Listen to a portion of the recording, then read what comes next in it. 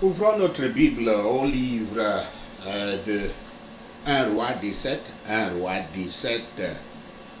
Pouvoir du chrétien. Pouvoir du chrétien.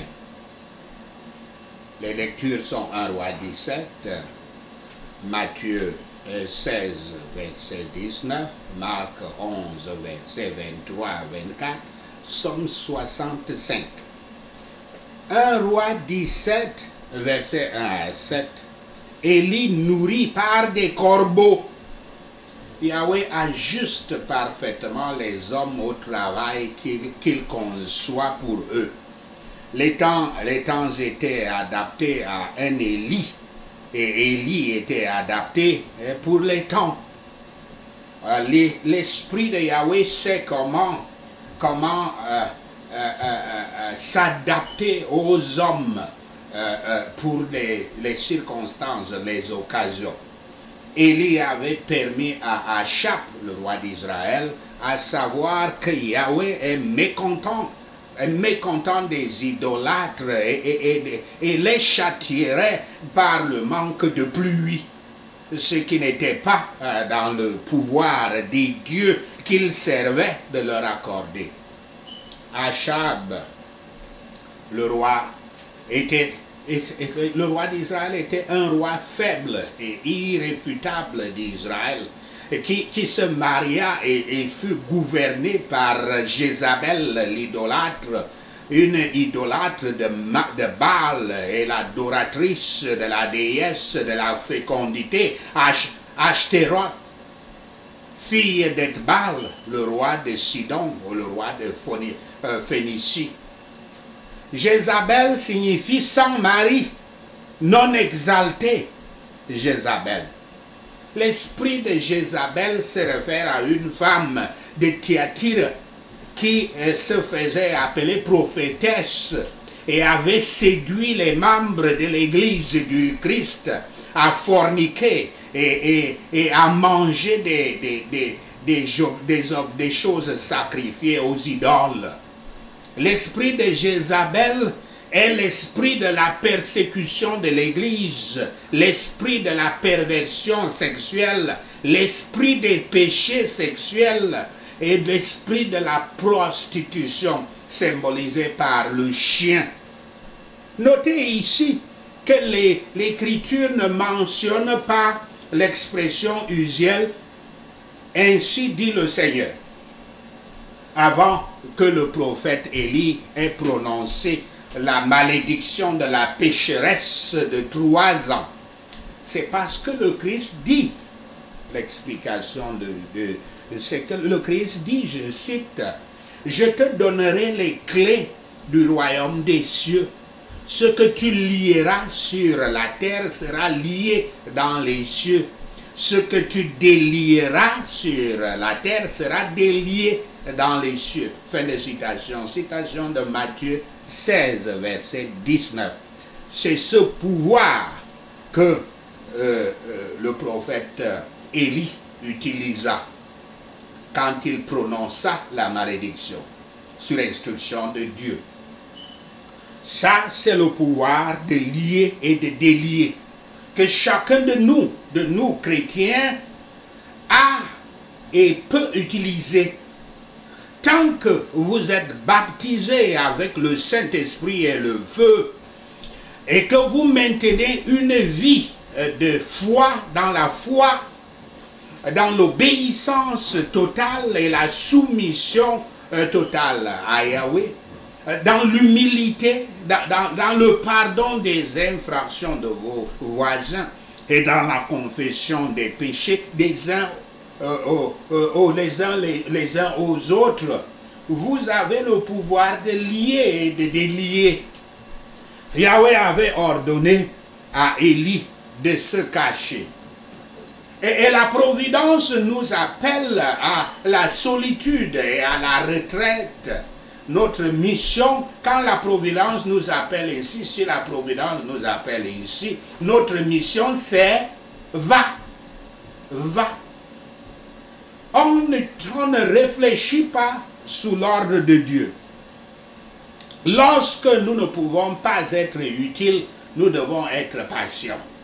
Et quand nous ne pouvons pas travailler pour Yahweh, nous devons rester tranquillement pour lui. Les corbeaux étaient ordonnés de lui donner de la nourriture, de la viande à Élie.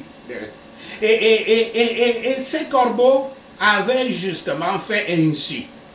La nourriture qui vient à Élie est du bec d'un animal impur, d'un oiseau impur. Élie devait repousser ses idées traditionnelles de propreté, de pureté et d'impureté. Sinon, il mourrait de faim. Dans la lettre de Barnabé, qui n'est pas un livre qui n'est pas dans notre Bible, parce qu'il est considéré, il avait été exclu comme apocryphe, l'apôtre dit en référence à Deutéronome 4, verset 10 et 13, que, je cite ce livre-là qui n'est pas dans les Écritures, dans la Bible, le commandement de Dieu ne consiste pas à éviter la nourriture, mais Moïse avait parlé dans l'esprit. Fin de citation, ça c'est Barnabé, 10 verset 2. Alors l'apôtre Barnabé, se référant à Lévitique 11 verset 13 et 16, qui parle des animaux purs et impurs, explique l'écriture comme ceci. Et ne mangez pas l'aigle, le faucon, le cerf volant ou le corbeau. Vous ne devez pas, dit-il, vous accrocher à de telles personnes ou être comme eux. Des gens qui ne savent pas se procurer de la nourriture pour eux-mêmes par le travail et la sueur de leur front, mais par leur comportement hors la loi, saisissent la nourriture qui appartient à d'autres. Et ils sont toujours à la veille, se promenant avec une innocence ostensible, mais cherchant à voir ce qu'ils peuvent piller à cause de leur avidité, de leur cupidité, car ce sont des seuls oiseaux qui ne se procurent pas leur nourriture, mais s'assoient de manière désagréable, attendant de voir comment ils peuvent dévorer la chair procurée par d'autres, pestilents dans leur mal. Fin de citation. C'est une citation de Barnabé 10, verset 4. Quand je lis cela, je vois tous les gourmands du monde, tous les escrocs de Wall Street, les entreprises qui nous trompent tout le temps en trichant avec des augmentations inaperçues de nos factures, les trafiquants et les voyous dans nos villes, les corrompus, les détourneurs de fonds publics et les nombreux criminels de nos sociétés. Ce sont là des animaux impurs que nous ne devrions pas manger.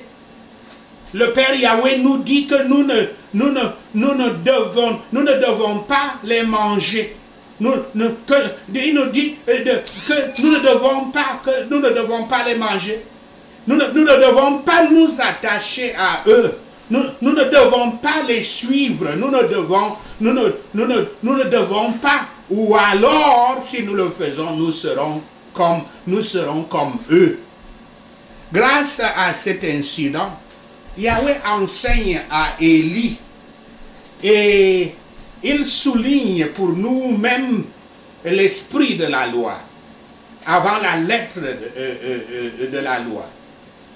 Que ceux qui pensent seulement en termes de la main à la bouche, ceux qui ne connaissent que ça, apprennent à vivre par la providence et qu'ils lui fassent confiance, qu'ils fassent confiance à Yahweh pour le pain de chaque jour.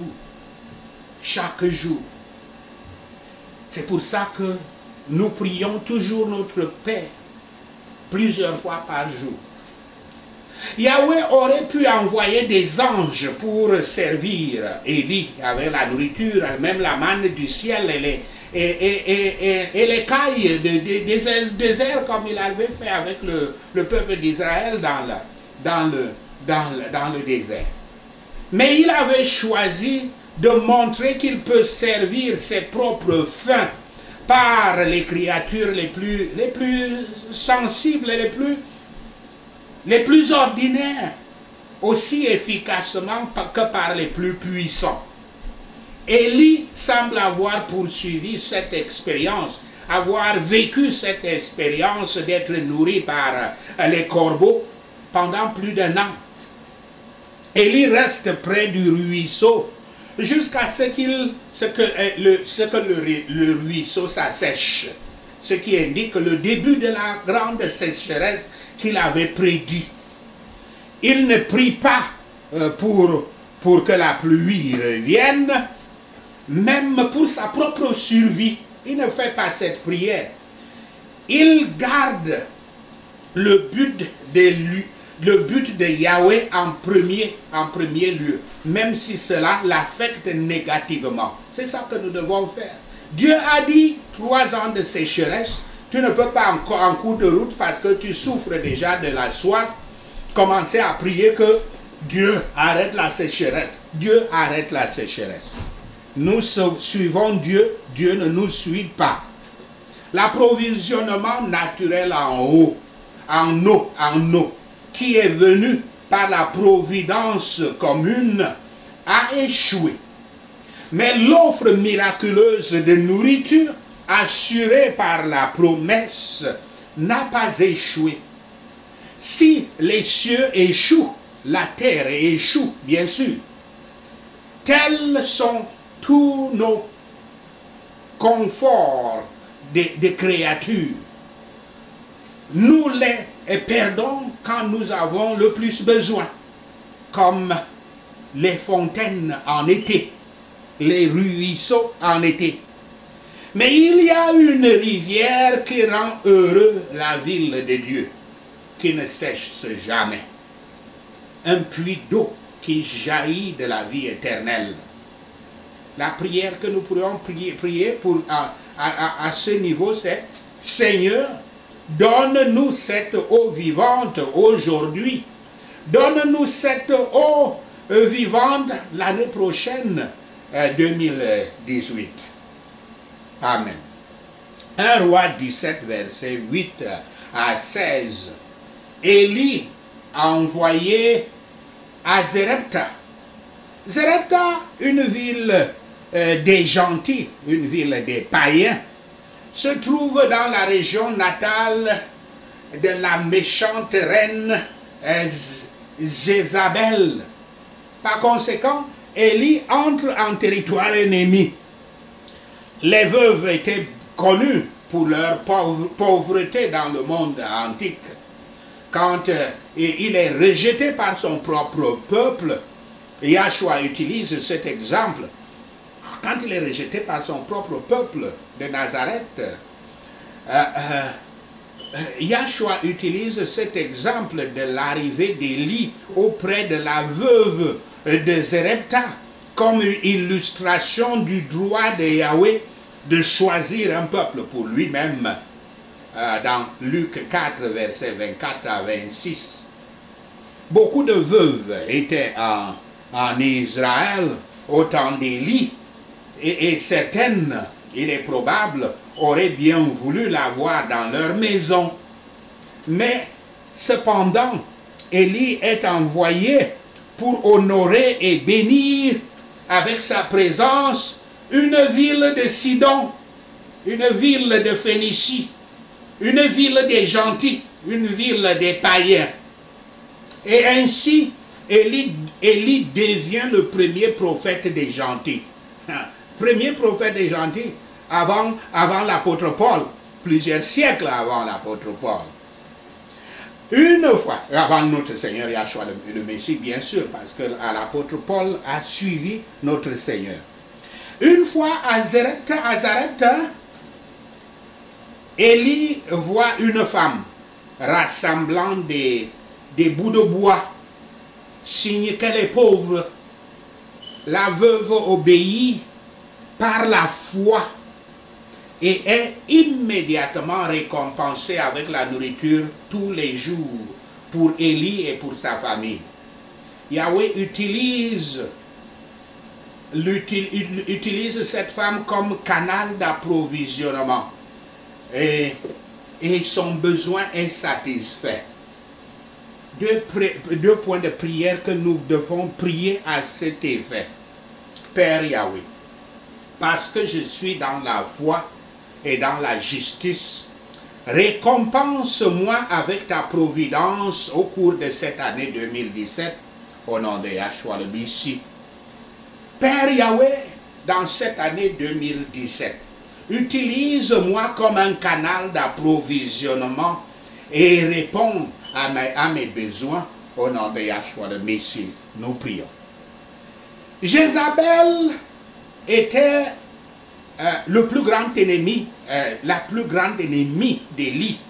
Pourtant, pour lui montrer combien sa malédiction était impuissante, Yahweh trouve une cachette pour Élie, même dans son propre pays natal, en Sidon. La personne nommée pour entretenir Élie n'est pas l'une parmi les riches et les plus grands hommes de Sidon, mais une pauvre veuve, femme veuve, une pauvre femme veuve, une nécessiteuse et désolée. Elle devient à la fois capable et désireuse de soutenir le prophète Élie. C'est le chemin de Yahweh. C'est la façon de Yahweh. Et c'est sa gloire que d'utiliser et d'honorer les faiblesses et les insultes du monde. Oh, cette femme! La foi était grande, sa foi était grande. On a trouvé le même genre de foi ailleurs dans le monde, non, et surtout pas en Israël. Elle accepta la parole du prophète Élie. Elle crut qu'elle vivrait absolument de grâce. Elle vivrait absolument par la grâce de la parole qu'elle entendait. Vous devez croire à la parole de Dieu qui dit que Yahweh est le fournisseur. C'est lui qui nous approvisionne. Et Yahweh vous donnera immédiatement ce dont vous avez besoin. Ceci, je cite là, Marc 11, verset 23 à 24. Je n'ai pas dit, Yahweh vous donnera ce que vous désirez, mais Yahweh vous donnera ce dont vous avez besoin. Ceux qui peuvent s'aventurer dans la promesse de Yahweh vont facilement s'exposer et se vider eux-mêmes dans son service, en lui donnant sa part en premier. Laissez-moi vous expliquer comment cette veuve l'a fait. La sécheresse était déjà là à Sidon. Le prophète Élie est arrivé et il voit une femme qui est en train de ramasser quelques petits morceaux de bois. Elle avait peut-être une petite poignée de farine et quelques gouttes d'huile. Et le prophète lui dit, prépare-moi un gâteau pour que je puisse manger. Elle dit au prophète, il me reste seulement une poignée de farine et un peu d'huile. Je voudrais faire un gâteau pour que moi et mon fils nous mangions et que nous mourions. Et le prophète lui dit, va, ça c'est un ordre de Dieu, va, prépare ce gâteau et prépare le gâteau d'abord pour moi et puis tu vas préparer le gâteau pour toi et pour ton fils après. Animée par la foi, la femme est allée et a fait exactement la même chose. Elle a préparé le gâteau, elle a donné au prophète. Et puis elle est rentrée maintenant pour préparer pour elle et pour son fils. Certes, elle a donné d'abord à Dieu. Dans un cas extrême où elle savait que la mort s'approche, mais elle a pris et elle a donné à l'homme de Dieu. Certes, l'augmentation de la foi de cette veuve qui lui permet de se dénier elle-même facilement et de dépendre de la promesse divine était un miracle aussi grand dans le royaume de grâce que l'augmentation de son repas et de son huile dans le royaume de providence. La récompense de Yahweh est conforme à votre niveau de foi. Cette femme eut de la farine qui ne finissait pas dans son pot et l'huile qui ne finissait pas dans son pot. Heureux tous ceux qui peuvent ainsi croire et obéir dans l'espoir. Cette pauvre veuve donna à Élie le plat d'un pauvre repas. En récompense, elle et son fils mangèrent pendant plus de 2 ans en période de famine. Avoir la nourriture de la faveur spéciale de Yahweh et dans une bonne compagnie comme celle du prophète Élie rend les choses 2 fois plus douces. Il est promis à ceux qui ont confiance à Yahweh qu'ils ne seront pas honteux dans le malheur. Au jour de famine, ils seront satisfaits. Sachez ceci et le Seigneur Yahweh vous bénira. Amen. Alléluia. Prenons ces points de prière. En période de récession, Père Yahweh, prospère-moi au nom de Yahshua le Messie. En période de pénurie, Père Yahweh, remplis ma maison de tes provisions au nom de Yahshua le Messie. Comme j'écarte le péché et ne blesse pas le Saint-Esprit, Père Yahweh, récompense-moi de ton amour et de ton pouvoir au nom de Yahshua le Messie. Dans cette année 2017, Père Yahweh, donne-moi ma double mesure de perfection spirituelle au nom de Yahshua le Messie. Seigneur Yahweh, unis-nous avec toi dans la perfection spirituelle pendant cette année 2017 au nom de Yahshua le Messie. Je résisterai toujours au diable par tous les moyens jusqu'à ce qu'il fuisse de moi au nom de Yahshua le Messie. Peu importe le coût, même celui de ma propre vie, je résisterai toujours au diable au nom de Yahshua le Messie. Toutes les convoitises rebelles dans mon cœur, résistant au règne du Christ, soyez attaquées et détruites par le feu de Yahweh au nom de Yahshua le Messie. J'abandonne péché le traître et convoitise la rebelle dans ma vie au nom de Yahshua le Messie. Je leur ordonne d'être coupés par le sabre de Dieu, le sabre enflammé de Dieu, et d'être jetés hors de mon cœur au nom de Yahshua le Messie. Je leur ordonne d'être coupés par le sabre enflammé de Dieu et d'être jetés au loin de mon cœur au nom de Yahshua le Messie, je prie. Je me suis séparé du péché et des convoitises. Je répugne la transgression au nom de Yahshua le Messie. Toute affliction qui surgit dans ma vie à cause du péché, Père Yahweh, je me répands et je m'humilie devant toi au nom de Yahshua le Messie. Père Yahweh, aide-moi à trouver les gens qui doivent me bénir avant que tu me bénisses au nom de Yahshua le Messie. Ce serment que j'ai violé, qui te déplaît profondément, Père Yahweh, rappelle-le-moi, au nom de Yahshua le Messie, je prie. Tu entends les cris des opprimés et juges le péché.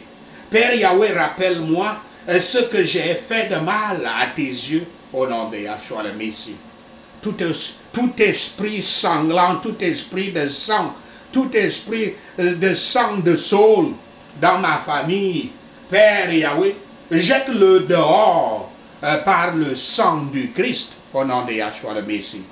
Tout châtiment de pénurie dans ma vie, Père Yahweh, montre-moi la cause pécheresse, au nom de Yahshua le Messie.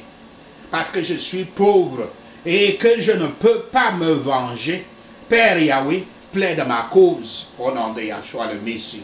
Père Yahweh, dis-moi la justice que je dois faire sur terre pour que la vengeance du ciel cesse dans ma vie, au nom de Yahshua le Messie.